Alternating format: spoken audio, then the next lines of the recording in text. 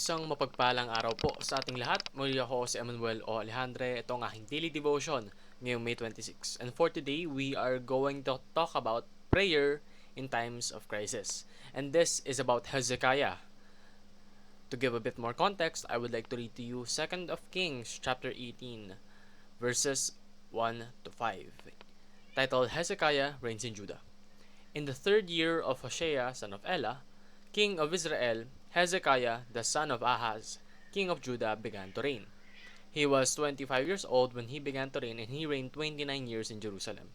His mother's name was Abi, the daughter of Zechariah, and he did what was right in the eyes of the Lord, according to all that David his father had done.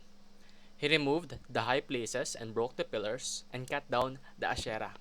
And he broke in pieces the bronze serpent that Moses had made, for until those days the people of Israel had made offerings to it. He trusted in the Lord, the God of Israel, so that there was none like him among all the kings of Judah after him, nor among those who were before him. So, si Hezekiah daw po, isa to sa mga kings na kinikilala bilang isang king na napakabuti. When compared to all the other kings, karamihan ng kings, diba, sobrang cruel, vicious, lahat sila gumagawa ng idolatry, pinopromote nila yung pagsamba sa mga Diyos-Diyosan. Well, si Hezekiah, pinasira niya lahat ng mga idols, pinatigil niya yung mga ganong acts, and he was deemed as one of the most, if not the most, wonderful king in terms of being kind, in terms of being a man of God. Now, Hezekiah was confronted with a great crisis. Dumating yung panahon na nagkaroon ng napakalaking krisis sa pinamumunuan ni Hezekiah.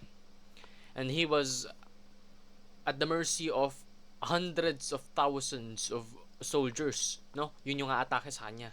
So, in response doon sa krisis na nararamdaman ni Hezekiah, he prayed to God. Napakaganda nung kanyang response, no? Kaya talagang he was known as one of the most, if not the most, brilliant king that was a man of God. Kasi hindi siya nagtiwala sa iba bukod sa Panginoon. Kapag merong krisis, nilapitan niya agad yung Panginoon. Sabi nga rito sa 2nd of Kings chapter 19 verses 14 to 19, titled Hezekiah's Prayer. Hezekiah received the letter from the hand of the messengers and read it. And Hezekiah went up to the house of the Lord and spread it before the Lord. Ibig sabihin, binahagi niya sa Diyos yung kanyang problema. Pinaalam niya sa Panginoon. Kumbaga, sinabi niya, Lord, ikaw na muna, ikaw bahala sa nararamdaman at problema ko ngayon.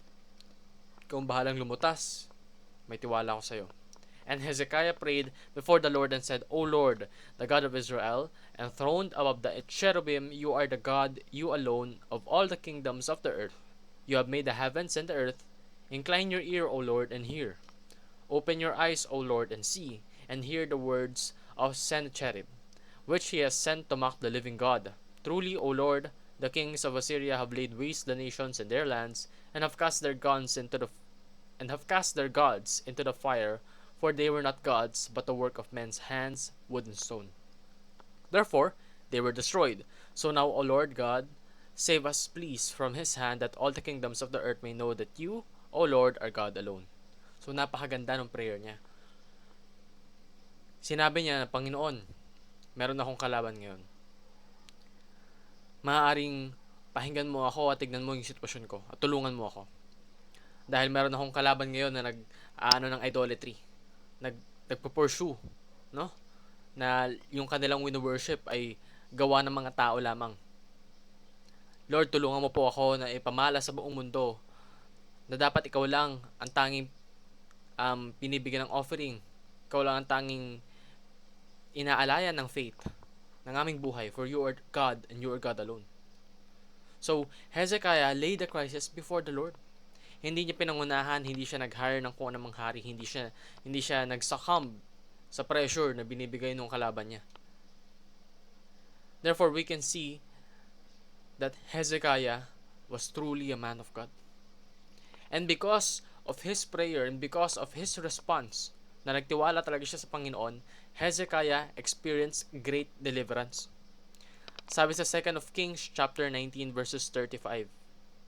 And that night the angel of the Lord went out and struck down 185,000 in the camp of Assyrians. And when people arose early in the morning, behold, these were all dead bodies. So napakarami pala talaga nung kanyang kalaban. 185,000 soldiers. Pero wala yun sa Panginoon. He did not send an entire army against them, but He sent one angel. Because one angel was enough to lay waste to all of them that disobeyed God. So bring your crisis before God through earnest prayer. Ibig sabihin po nito, kapag ikaw ay meron kang pinagdadaanan na napakabigat, mas lalong dahilan iyon para ibigay mo yung problema na yun sa Panginoon. And that is done through prayer.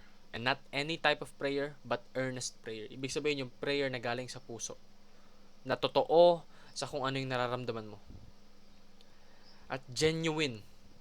Ibig sabihin, dapat kapag nagpe-pray ka, nakikipag-usap ka talaga sa Panginoon. Hindi ka lang nagsasabi ng hinaing mo, kundi nakikipag-usap ka. So trust God with both the smallest and biggest concerns.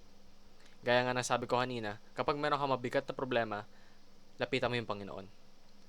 Pero kahit na meron kang maliit na problema lamang, lapitan mo pa rin siya. No matter how small it is.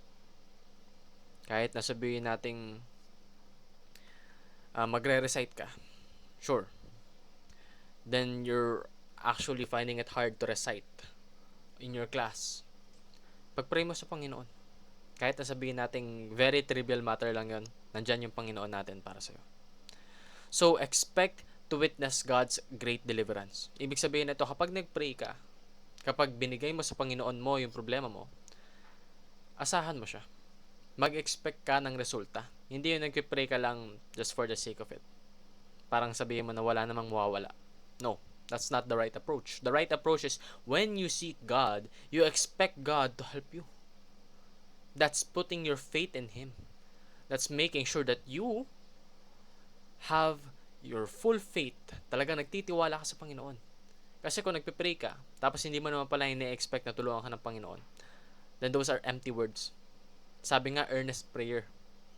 And prayer without faith isn't earnest. Yun lamang po ang aking daily devotion. Maraming salamat sa pakikinig. Pagpalain po tayong lahat, and let us all give glory to God.